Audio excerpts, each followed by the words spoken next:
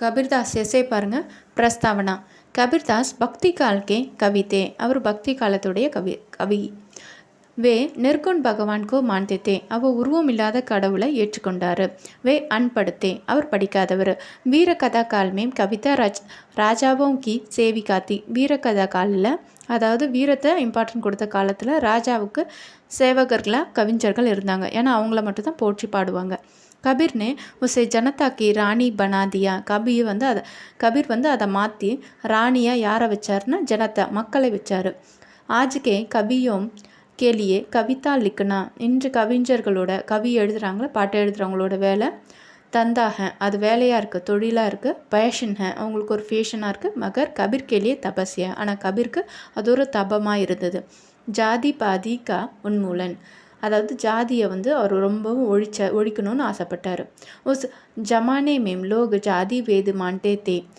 அந்த காலத்தில் வந்து ஜாதி வேதம்ன்றது ரொம்பவும் உயர்ந்து இருந்தது அதாவது மான்தே வேது மான்தேக அவர் ஏற்றுக்கொள்ளப்பட்டு இருந்தது சுவாச்சூத் ஜோரும் பர்த்தி தீண்டாமை வந்து ரொம்பவும் அதிகமாக காணப்பட்டது கபீர்தாஸ் சுவாச்சூத்கா உன்மூலன் கர்னா சாக்தே தே அந்த தீண்டாமையை அவர் வந்து ஒன்றும் இல்லாமல் உன்மூலன்னா அழிக்கிறவ விரும்பினார் இஸ்லியே வே லிக்தேஹிம் இதனால் அவர் எழுதினார் ஜாதி நா பூச்சோ சாது கி பூச் லீஜியே ஞான் மோல் கரோ தர்வார் கா பாண்டா ரஹன் தோ மியான் ஞானிகள் கிட்ட நீங்கள் என்ன ஜாதின்னு கேட்காதீங்க அவங்கக்கிட்ட ஞானத்தை கேளுங்க மேலும் தர்வார்னா வாளோட இருக்கிற இடத்த பார்க்காதீங்க அதோட ஷார்ப்னஸை பாருங்கள் அப்படின்னு சொன்னார் மூர்த்தி பூஜாக்கா கண்டன் மூர்த்தி பூஜைனா சிலை வழிபாடை அவர் வந்து எதிர்க்கிறார் கண்டன் பண்ணுறாரு கபீர் அந்த விஸ்வாசம் கே விரோதி தே மூட நம்பிக்கை அந்த விஸ்வாசம்னா மூட நம்பிக்கையோட விரோதி அதாவது எதிர்க்கிறவர் लोग मूर्ति पूजा तीर्थ में नहाना श्रद्धा करना इनकी ही धर्म समझाने लगे थे மக்கள் வந்து மூர்த்தி பூஜா சிலை வழிபாடு புனித நீராடுதல் ஸ்ரத்தா கர்ண கடவுளே நினச்சிட்ருக்குது இந்த மாதிரியான தான் மதம் அப்படின்னு நினச்சாங்க தர்மம் அப்படின்னு நினச்சாங்க ஆனால் வாஸ்தவமே உண்மையில் பக்தி கேவோ பூல் கயே ஆனால் பக்தியை அவங்க மறந்துடுறாங்க लोगों को सही रास्ता दिखाने के लिए कबीर कहते हैं कि अगर पत्थर को पूजने से पुण्य मिल सकता है तो मैं पहाड़ को पूजूंगा அவர் வந்து மக்களுக்கு சரியான வழியை காட்டுறதுக்காக கபீர் சொல்கிறாங்க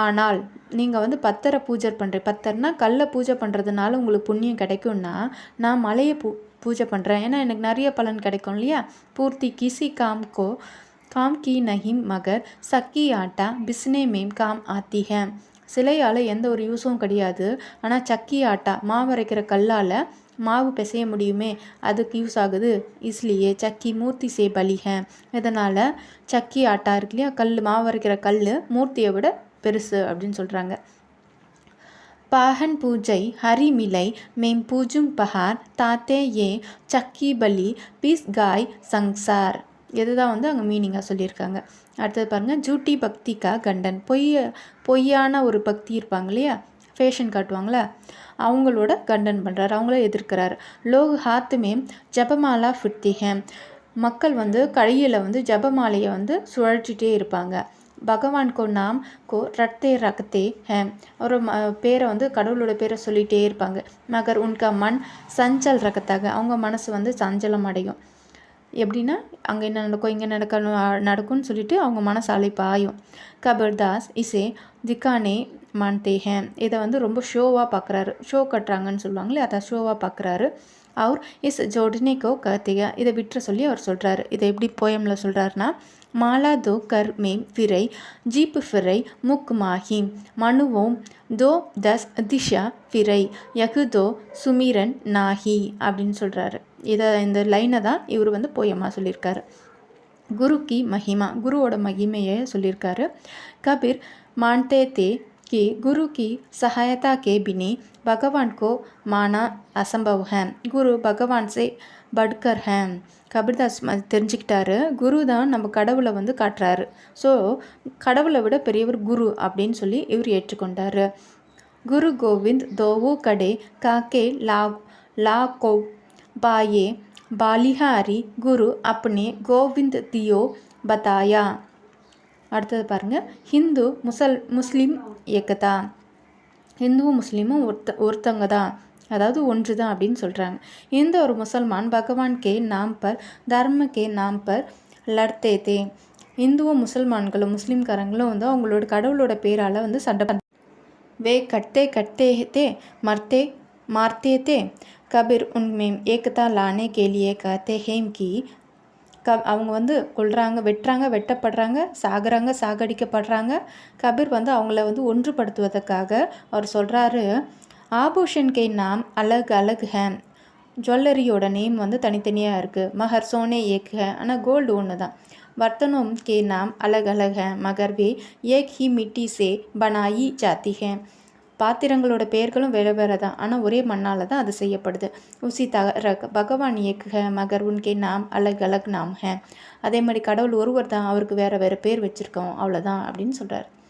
அது போயமில் எப்படி சொல்கிறாருன்னா, कहना एक गणक ते कहना इनकी माहूम बाव ना तूजा बेकरी बेकरी नाम तराये एक मटिया के बांडी அப்படின்னு சொல்கிறார். அடுத்தது ரகசியவாद. पानी में बुदबुदा निकलता है, दोनों अलग अलग लगते हैं मगर जब बुदबुदा ढूंढ जाता है तब वह पानी में मिल जाता है. பானி மீம்னா தண்ணியில், புத்புதானா பபிள்ஸ் வந்து கிளம்பும், நிக்கல்தானா கிளம்பும், தோணும் அப்போ கிளம்பும்போது பபிள்ஸ் மேலே எழும்பும் இல்லையா, அப்போது தண்ணியும் பபிள்ஸும் வேறு வேறு மாதிரி நம்மளுக்கு கண்ணுக்கு தெரியும். ஆனால் எப்போ அந்த பபிள்ஸ் கீழே உடஞ்சி போதோ, டூன்ட்டுனா உடையறிஞ்சது போதோ, பானியில் கலந்துரும், தண்ணியில் விழுந்துரும் இல்லையா, அப்போ எல்லாமே ஒன்றா கலந்துரும். அப்போ நம்ம பார்க்கும்போது தான் அது தனித்தனியாக தெரியுது, ஆனால் எல்லாமே ஒன்று தான் அப்படின்னு சொல்கிறாங்க. அதே மாதிரி தான் பரமாத்மா சே ஜீவாத்மா அலக் ஹோக்கர் ஆத்தி ஹே. பரமாத்மாவும் ஜீவாத்மாவும் தனித்தனியாக தெரியுது நம்மளுக்கு. ஃபிர் உசே மேம் மில்தக, பரமாத்மா ஜீவாவும் ஒன்று கலந்துடும். வாஸ்தவ மேம் தோனும் ஏக்குக, உண்மையில் ரெண்டுமே ஒன்று தான். இஸ் தத்துவக்கோ அத்வைவ ககத்தே ஹே. இந்த தத்துவம் தான் அத்வைவோன்ற மதம் இருக்கு இல்லையா, அது சொல்லுது. கபீர் நே இசே ரகசியவாத்கோ மான்தா ஹே. அத்வைவத்தை தான் கபீர் வந்து ரகசியவாத் அப்படின்னு சொல்கிறார். தும் கர்த்தா தும் பயா முஜ்மே ரஹீனா ஹோம் பாரி தேரே நாம் பர் ஜித் தேகும் தித் தும் அப்படின்னு சொல்கிறாங்க. அடுத்தது பிரேம்வாத்னா அன்பு. கபீர்தாஸ் நே யஹாம் பி அச்சி பாத்தோம் தேக்கி உன்கே அப்பனா லியா. கபீர் வந்து எங்கே ஒரு நல்ல விஷயத்தை பார்க்குறாரோ அதை உடனே அவர் ஏற்றுக்கொள்வார். உன்ஹோம்னே சூஃபியோம் கே பிரேம்வாத் கோ பி அப்பனா லியா. அதனால தான் சூஃபி மதம் இருக்கு இல்லையா, அவங்களுடைய பிரேம்வாதை அவங்களுடையதை ஏற்றுக்கொண்டார். வே காத்தே ஹேம் கி பிரேம் பாஜார் மே நஹிம் பீக்குதா, அதாவது விற்காது, கடையில் விற்காது. அவர் நா ஹி பகிஞ்சா மேம் உற்பத்தன் ஹோத்தா, விளைவிக்கவும் முடியாது, தோட்டத்தில் விளைவிக்கவும் முடியாது. ராஜா ஹோ யகு கரீப், ராஜாவாக இருந்தாலும் ஏழையாக இருந்தாலும். சஷி தேக்கர் ஹி பிரேம் கா மானா ஓங்கா, கடவுளை பார்க்கணுன்னு அன்பாக இருக்கணும். பிரேம்னா பாடி உபஜை பிரேம்னா ஹட் பிகாய் ராஜா பிரஜா ஜோஹி ருச்சை சீஸ் தேயி லை ஜாய் அப்படின்னு சொல்கிறார். அடுத்தது கலாபக்ஷ் பாருங்கள். சந்த் கபீர்தாஸ் அன்படுத்தே, அவர் படிக்காதவர். வே சமாஜ்கோ சுதாரன் சக்தே தே, அவர் சமூகத்தை நல்வழிப்படுத்த விரும்பினார். இஸ்லே உன்ஹோம்னே கலா பக்ஷுக்கோ கம் அவர் பாவ் பக்ஷுக்கோ அதிக மகத்துவ தேத்தா ஹே. இதனால் அவர் இலக்கணத்துக்கு கம்மியான ஒரு இடத்தையும், அதாவது டெய்லி லைஃப்பில் யூஸ் பண்ணுற பாவனைக்கு அதிக இடத்தையும் கொடுத்துருக்காரு. फिर भी उनके कविताओं में अलंकारों का बरमार है. ஆனாலும் அவருடைய கவிதையில் இலக்கணம் அதிகமாகவே யூஸ் பண்ணியிருக்காரு.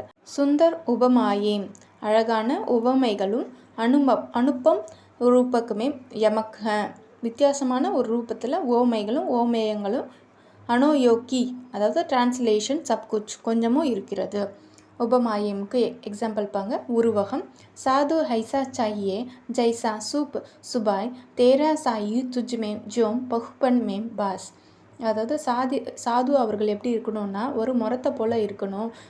உருவகத்துக்கு அவர் ஒரு எக்ஸாம்பிள் கொடுத்துறார். எமக்குன்னா ஸ்லேடை. கற்கா மண்கா பேக்கரே மண்கா மண்கா பேர். உதடு பேசுகிற ஒவ்வொரு வார்த்தையும் மனசை தொடணும் அப்படின்னு சொல்லி அதை சொல்லியிருக்காரு. எமக்குக்கு எக்ஸாம்பிள்.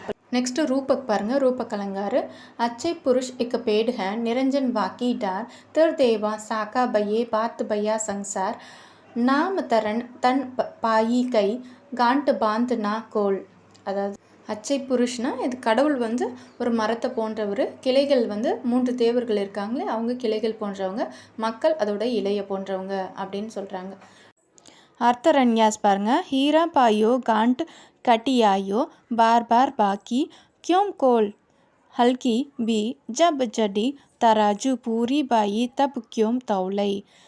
வைரம் நம்மளுக்கு கிடைச்சா அதை வந்து நம்ம முடிச்சு போட்டு பத்திரமா வச்சுப்போம் தவிர திறந்து திறந்து பார்த்து அதை எப்பயுமே செக் பண்ண மாட்டோம். அதே மாதிரி தராசில் ஒரு விஷயத்தை எடை போட்டோம், ஒரு பொருளை எடை போட்டோம் அப்படின்னா அதை மறுபடியும் எடை போட மாட்டோம், ஏன்னா கரெக்டாக இருக்கும் இல்லையா. அடுத்தது உபசங்சார் பாருங்கள். கபீர்தாஸ் अपने समय के अनुपम विचारक समाज सुधारक மகான் சந்த் அவர் கவிதே. கபீர்தாஸ் தன்னுடைய சமயத்தில் அவருடைய காலத்தில் சிறந்த சிந்தனையாளர், சீர்திருத்தவாதி, மகான் சந்த் நல்ல ஒரு முனிவரும் கூடவா இருந்தார், கவி அவர். உன்ஹோம்னே ஜனதா கேலியே கவிதா லிக்கி, அவர் மக்களுக்காக கவிதை எழுதினார். இஸ்லியே உன்கே ரச்சனாவோமே மனோரஞ்சன் கா ஸ்தான் நஹிய, அதனால் அவருடைய கவிதையில் பொழுதுபோக்குக்கு இடம் கிடையாது. உன்கி கவிதாயும் சரல் அவ் சிக்ஷா பத் பிராப்த் ஹேம், அவருடைய கவிதைகளில் ஈஸியாகவும் படிக்கக்கூடியதாகவும் இருந்தது. சூர்சு துளசி சசி உட்டுகன் கேஷவதாஸ் அப் கே கவி கத்யுத் சப் ஜஹாம் தஹாம் கரஹிம் பிரகாஷ். அதாவது சூர்சு துளசி சசி அப்படின்னா சூர்தாஸ், துளசிதாஸ், அதுக்கப்புறம் கேஷவதாஸ், இவங்க 3 பேருமே வந்து சூரியனுக்கும் சந்திரனுக்கும் ஸ்டாருக்கும் ஒப்பிடப்படுறாங்க.